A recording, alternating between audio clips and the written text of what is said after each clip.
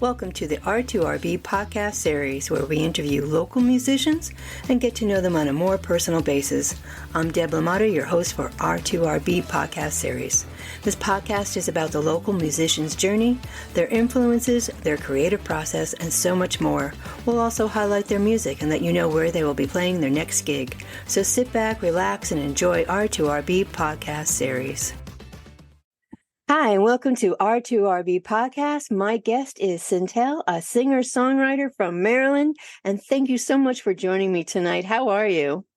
I'm great. How about yourself? I'm good, thanks. Well, not everybody can see, but Cintale has this hat on with Mickey Mouse, and I love it.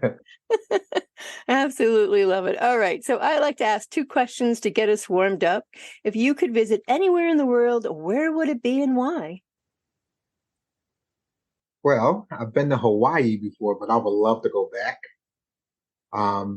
It's just the time there goes so much slower, and the weather is beautiful, the water is beautiful, and then the love that the people have there on the island, they're so full of love, and you don't always get that everywhere you go. So that's why I would like to go back to Hawaii. Oh my gosh, I have been to Hawaii as well, and I would love to go back. Oh my gosh. Which Yeah. part? I went to all the islands. Okay, I went to Maui. Did you go to Maui? Yeah, no, it's all beautiful, and you're right. I know. Right? It's just a whole different world. Oh my, we'll talk later. Right. What is your favorite app on your phone and why? Oh my goodness. Right now, my favorite app on my phone would be Spotify for artists, because I'm able to see my stats and see how I'm growing with my music, see who's listening, where they're listening from. So I'll pretty much be on there a lot. Nice. Yeah, it's a great tool for everybody in the music industry. Absolutely. And then we get to listen to you all. Yes. Right. All right, let's start with, has music always been part of your life? That is a yes. That is a big yes. From what age? Age of 5. Wow. Okay. It started off with, just hearing music in the house all the time. My mother sings, my grandmother sings. So I come from a really musical family. So yeah, music has always been there. So when did you know that music would be your life, just not part of it? I would say I learned that really early on, because my first memories of music was, say I'm an 80s baby. So going in the bathroom where the acoustics is good and being on a tape cassette recorder with my mother and learning to sing with my mother and harmonize. So wow. Yeah. Oh my gosh. It's been a while. I like that though. Well, that kind of leads into the next question. Who has had the most significant influence on your music career? My mother. My mother has been my rock, and she's been like my backbone and my greatest supporter. That's all I can say about that. She's had the most influence on me, because she used to sing to me, my siblings and I, before we would go to sleep at night, she would sing to us and stuff. So it was always something, musical coming from her. Oh, that's great. That's really great. Have there been other influencers in your life, musically? Of course, my grandmother's another one, because my grandmother, she wrote music and stuff too. When she was living, she wrote. And then, of course, the music that I grew up around, Michael Jackson and BB and CeCe Winans and Shirley Caesar and stuff like that. The Clark sisters, all that kind of music was playing in the background. Oh my gosh. Yeah. What, talk about influencers. Oh yeah. And you have a big family, right? Well, my immediate family is small, but my family is huge. My grandmother had 8 kids. So God bless her. and have they all supported you through your journey as well? I would say some of some of them have and some of them haven't. I mean, that comes with the territory. Everyone's not going to be in your corner. So, No.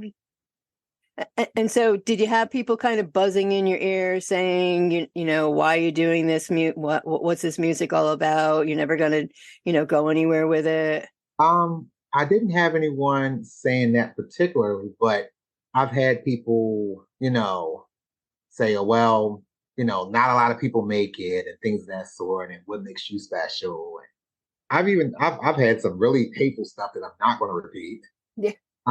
But through it all, I mean, I always had my own mind and my own heart about what I wanted to do. So this was something that I wanted to pursue, and no one was going to stop me from doing that. And that's the greatest part, is that you, like you just said, you pushed yourself through, because so many, there are a lot that get that buzz in their ear telling them, you can't do this, why you're doing this, you shouldn't be doing this.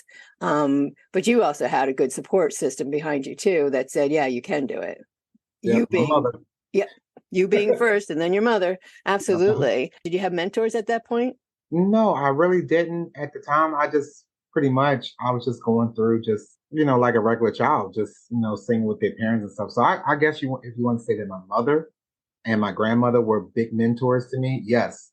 As far as, trying to keep me on the right path, trying to keep me out of trouble, things of that sort. So what are some of your favorite moments growing up that were grooming you for your career that you probably didn't even realize it at that time? Like I said, all the practices that I had with my mom singing, she had a lot of recordings, but unfortunately someone broke into her vehicle one year in 96 and stole all of her tape cassettes. No.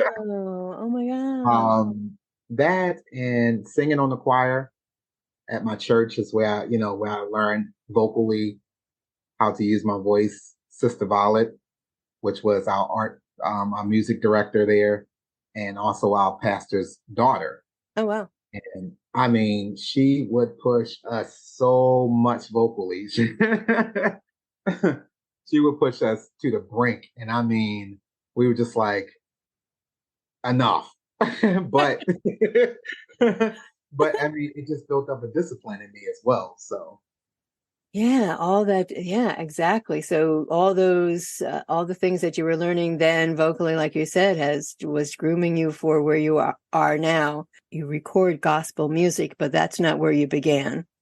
No, it's actually not where I began. Because of course, I grew up in church and everything, and then, when you get older, you become an adult, a fresh new adult. Let's say, you're 18, 19, 20. You want to live your own life. So, I went out and just, try to be a normal, young man. And I started singing. Of course, R&B was always there too. Not just gospel, but I grew up with all the types of music. But I did start off singing R&B. And then what led you into the gospel? Funny story is that my grandmother and my mother always wanted me to sing a gospel, like make a gospel album. My grandma was like, you do good with your R&B, but I would love to hear a gospel song from you. So I was like, all right, I'll do a gospel song for you. So I did my first gospel song, which is called You Could Do Better. My grandmother loved it, and so did my mother. And I was like, all right, well, if I'm getting this kind of response for that song, so let me go ahead and try to throw some other songs together. So I really started to go to work, and that's when I came up with my first gospel album called A Gospel Vibe, which is on Spotify and all the streaming places. Boom, there it was. The gospel album came out. It's amazing how those things work. Oh, yeah. Was there ever a time, though, that you kind of lost hope or lost, that feeling with the music? Did you ever want to stop? Yeah, I actually did. I did. I did lose myself musically. This was back in I want to say 2012, 13, 14. I just lost my passion for music. I mean, I could listen to it and I could sing along with the radio, but as far as making it and writing it, I had completely lost that. And then one day I went to visit my mother who's living in Richmond, Virginia, and my baby brother, he had some recording stuff and he was like, hey, big bro, I want you to, can you sing a hook on this song for me? And I'm just like, really? You want me to sing? And so he was like, yeah. I want you to hear this song because I just started it. And so I listened to the song and I was just like, this is you? I was like, oh my God, like you've really grown, from the 9-year-old that I was writing raps for and writing songs for. And He had really, how old was he at that point? I want to say 16, 17. Okay. He had really grown so much. And I was just like, wow. So, I mean, I sat down and said, okay, give me a pen and paper. And I sat down and I listened to his song and I wrote this little hookup for him. And then I sang it. And then I, put a little harmonies on it and ad libs. And I left. And my mother calls me and said, your brother played that song to death. She said he played it over and over and over. And I mean that was like my spark because I saw his passion for it and it just like ignited my passion again. I was like, wow, I miss this and I really need to get back into it. So that hooked you back in. Yeah. And that's when I came up with my album Ambitious, Oh, which okay. was back in 2014, 15, I believe. Wow. Yeah, well, thank God for the little brother. What's his name? Zach. Zach. Thank you, Zach. Right? You just never know where the inspiration is going to come back from. Mm-hmm. Because I've spoken to others too where they've lost interest or something has happened and they've lost that feeling, and there's always that one person or that one moment that's all it takes to reignite that passion for what you have for your music and your songwriting as well. Yeah. It's just crazy because it was like once I got that spark, a floodgate of music just came out of me. Like I was writing almost every day again. And I was like, oh my God, like all these songs are coming to me. I can't get them out of my head. And so I was like, I gotta get some equipment. I gotta get some equipment to record this stuff. I gotta get it out. Eventually they did come up and they were staying with me and I had like a little studio apartment and they were staying up here, my mom and my brother. They moved back to Maryland. And so I was like, all right, cool. And so I said, I'm gonna make an album this year. And he was like, really? I was like, yeah. I don't know how I'm going to get it out here, but some sort of way I'm going to get it out to the world because I believe it's just time for me to push forward. So. Oh my gosh. So just backtrack a little bit. So what is your writing process like beside it just jumping and bouncing in your head? I hum a lot and I sing little lines. Anything could spark it. Like I could hear just like a couple of notes from another song and boom, I could hear a melody or a beat. Music just the words just come so naturally. And I'm just like, okay, let me write this down really quick and if I can't write it down, I get my cell phone and I start recording myself on a video singing the words. I was just going to ask, do you carry a notebook? Do you use your phone? What instruments do you have when everything comes flooding and you just have that, you need to write? My phone. I do have notebooks though. I don't always carry them with me, but I always have my phone so I can always record, sing myself, oh my gosh, in a video and then go back and sometimes all the words are not always great, but I can rewrite those words, but at least I have the base what I want to say. Right. I ask this question quite often because everybody's process is different and there's always something unique to it. So, going forward with your recordings, you do your own recordings. Yes. And you record at home. And why did you choose to do it yourself? Well, believe it or not, I was once signed to a record label. Okay. Back when AOL was the internet service for everybody. Yeah, I got discovered online and this producer kept emailing me and I was just like, I don't know who this dude is, but I'm not giving him my number or anything. He was like, well, if you don't trust me, I'll give you my number, you can call. So I called him blocked. He was like, you really called me blocked? I said, yes, because I don't know you and I don't trust you. He talked to me and he was like, well, let me hear you sing something. So I sang something for him and he was like, yeah. He was like, you have a really nice voice. And he said, so can you give me a call within a couple of days because I want some other people to hear you. And I was like, okay. So I called him back And by this time, he gained my trust, so I gave him my number. They actually sent for me. They sent me a package first. They sent me a package of like the contract Okay.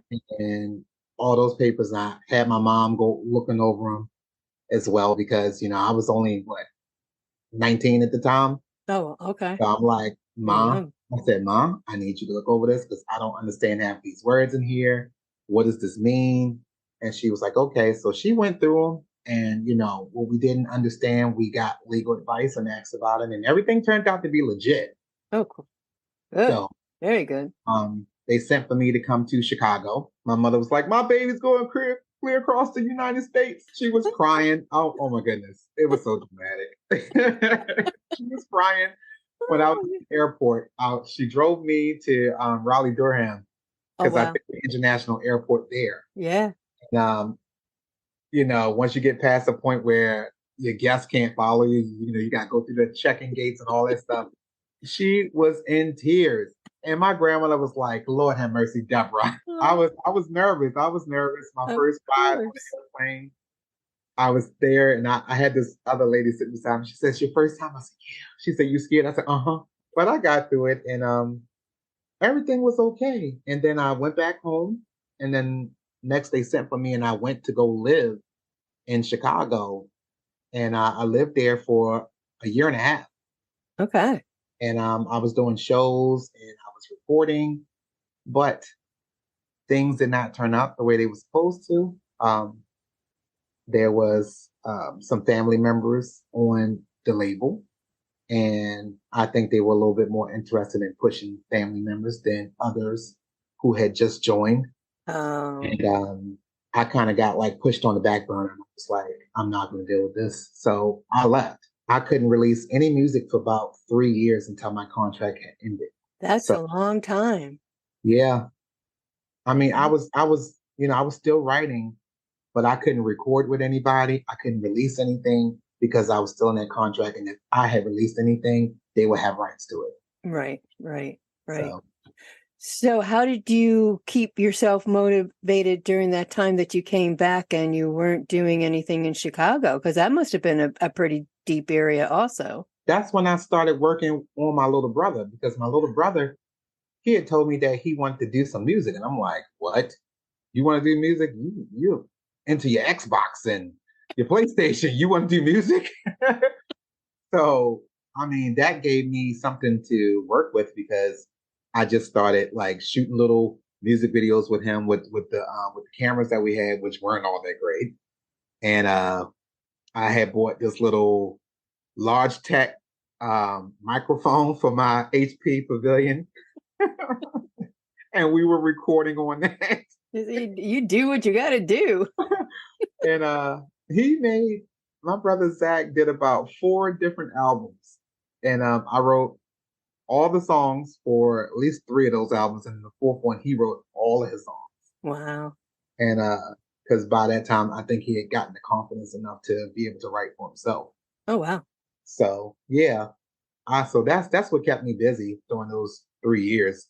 And then once those 3 years were up and you got back to being able to record, what did you record? What was your?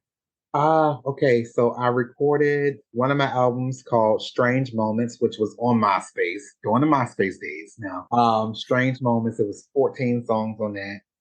Then I did another one called The Usual Concept, and that had 8 songs. And then I did another one like a few years after they were rolling out like so quick.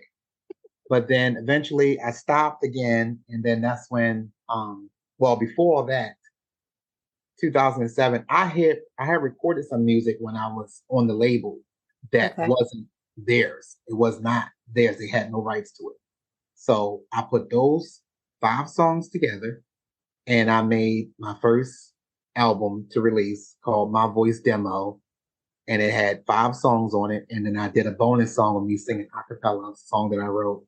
I went to the store and I bought the Memorex CD covers and all that stuff. And I printed all this stuff up and I got the jewel case, the empty ones. And I made my own CDs and I packaged them up. You And I did sold them. you did the whole thing. Yes, yes, and I sold them. I sold them. My mom helped me. I gave her a stack of them, and she went to work. And she was telling all her girlfriends, and they was like, "Oh my God, yeah, that's your son. Of course, we're gonna support. We're gonna support." And it did really well. And that's how everybody was doing it at that time. Yes. There, you didn't have everything you have now. So, I mean, that was, down true grit getting your music Oh out, yeah, right? definitely. I don't think anybody knows about that. The Memorex, getting the Memorex CD covers for blank disc, and you Yeah, print up your CD on there, and then you put it right? in a little thing, and you glue down the CD plate on top. Yeah. I'm originally from Connecticut, and going into New York City, they were on every corner. Okay. Yeah. Oh Oh yeah. my gosh. Yeah, absolutely. I love that. So what are you working on now? Where are we at? Uh, We're at 2020. We are almost at the end of 2023, and I know you have been working on a lot. yes, I have. If everyone's been following me on Facebook, they'll see that, well, Twitter and all that stuff too. I have a new song that's going to be coming out next month with my brother, Elijah Gray. I call him my brother because he's from my home church. He's a young guy, and he sings too, and he plays instruments. He plays the guitar, he plays the piano, the drums, and I'm just like, you're multi-talented. I want you. And so him and I, we were always, when we had solos in church and stuff, him and I would always go to each other and like, oh, I love your voice, blah blah blah. We're gonna have to, we're gonna have to do a song one day, one day, one day, one day, and then one day I had gotten this beat and I listened to it and I was just like, this sound like this will be good for his voice. And so I was like, maybe we can work on this together. So I called him up and I asked him, and he said, sure, sure, yeah, yeah. When you want me to come? And I was like, can you make it down here on Saturday? And he's like, yeah, yeah. I said 2 o'clock. So he came here and I let him hear it. I had already wrote a hook. I said, yeah, I said, so we can go from around this. Sure enough, we worked on it, and we worked on it for 6 months. That's how Wow. long it took us to work on this song. And it finally got finished, I think, in a few video posts that I posted. I said, we're finally finished. And then I had to edit it. I've been following the posts on it, and I'm like, come on, when are we?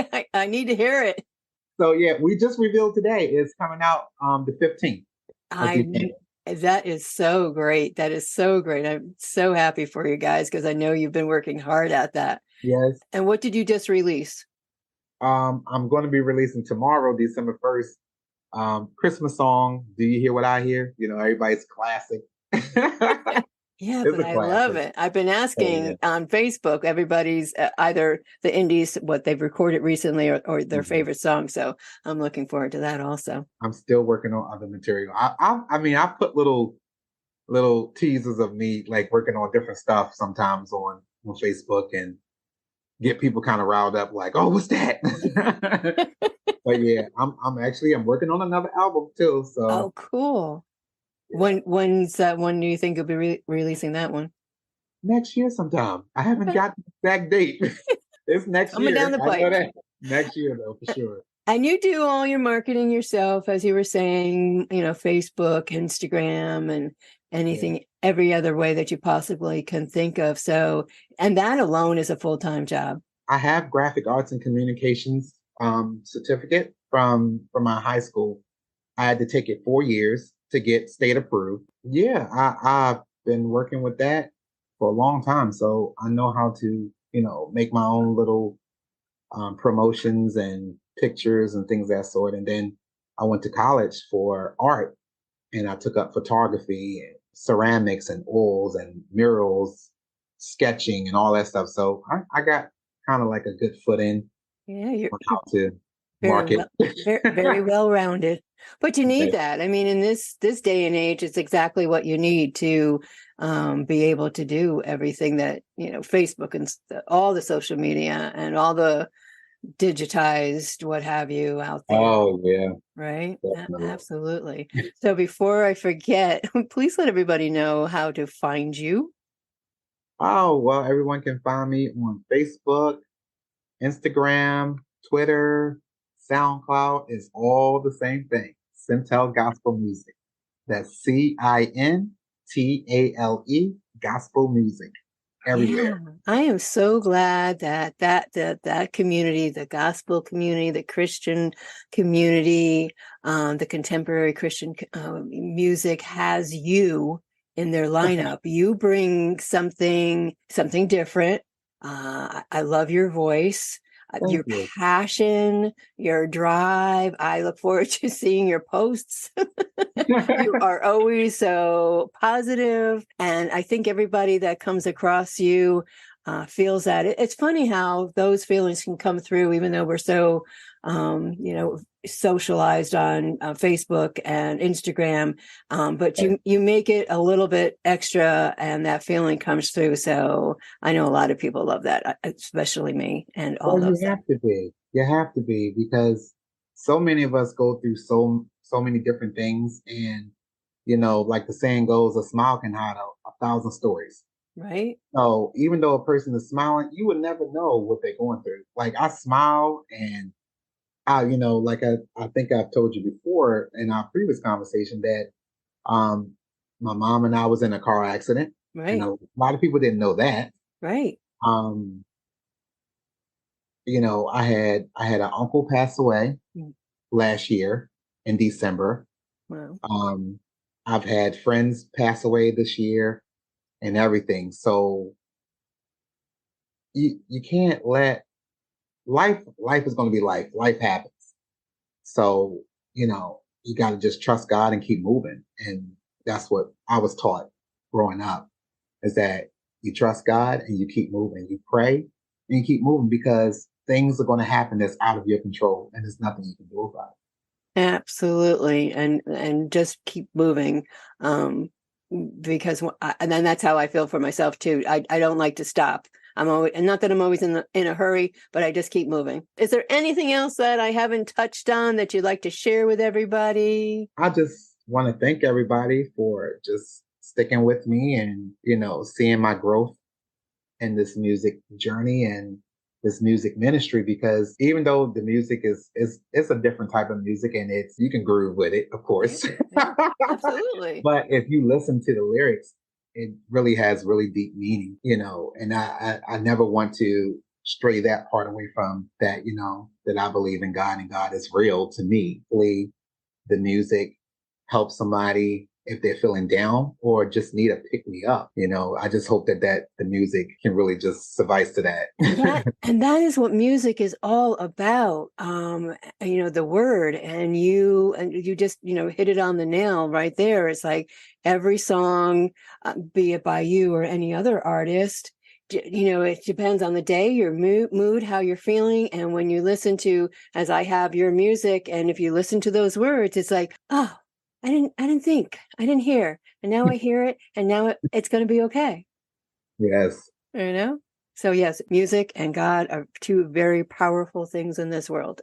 And I thank you very much for being here on R2RB podcast series. I appreciate you. And everybody, you can find Cintale on Facebook, on Instagram. Please find him, like him, comment, share, iTunes, and Bandcamp. No, not Bandcamp, but Okay, Spotify, Amazon Music, Amazon. Apple Music, Shazam, Title. Go find him and follow him because that's so important for the indie artist. You don't have a big label behind you. Like I said, you do everything. So everything that we can do for the indie artist helps you. But you know what? I do have a lot of support from other indie artists because I did not know that the community was going to be like that. Learning who they were through Facebook. They've been so supportive. They Like they've are. been extra It is supportive. the biggest support group I have ever run into, ever met. And for myself, I never thought I was going to be in this area, a line of work. But even for me, I mean, to watch everybody on Facebook support you, support the other indies. It's not, oh, I can't support you. You're this, or I can't support you're that. Right. No, everybody that I've spoken to say the same thing. Yeah, and I mean everyone's music is not going to be everyone's cup of tea because there's some things that's not my cup of tea. But you know what? I still give it a listen just to support the Right. person and say, hey, I did listen to it. There were some things I did like, and there's some things that I'll be like, I kind of cringe, but I still Yeah. listened and I showed that support. It's good to know that we all can shine together instead of just everyone trying to bash one another. Yeah, because there's so much of that we don't need that in the indie industry. Also, that is for sure. Definitely, I agree 100%. I have to shout out my brother Mark Johnston. That is my brother. He's been really close. Like I've grown so close to him. Just talking to him on Facebook and seeing him on TikTok Live and things of that sort. So yeah, I had to shout him out. Absolutely, because I'll shout him out with you, because that's actually how I started following you, was through Yeah, absolutely, through Mark. I had started following Mark through Cal Toner, and interviewed Cal. I've interviewed Mark, and it's like, and then I started listening to you, and it's like, oh yes, we have to interview you. And he is such a great supporter of everybody. Yes. Oh, Yes. he and his wife. Yes, Shoba. Yes, Shoba. I know. I love both of them. Absolutely, Mark Johnston. We both love you. Yes, Mark, we love you. All right, Cintale, thank you so much. And Thank I you. look forward to the releases. I wish you well. Thank you. Thank you for having me. You're Love welcome. you all. Thank you for listening to the R2RB podcast series. You can listen to the podcast on www.r2rb.com/podcast or on r2rb.buzzsprout.com. Are you a local musician that would like to be a guest on the R2RB podcast series? You can email us at info@r2rb.com. Have a suggestion for the next podcast interview? Send that to info@r2rb.com. Find us on Facebook at R2RB Broadcasting and on Instagram at R2RB. Until next time, keep the music playing.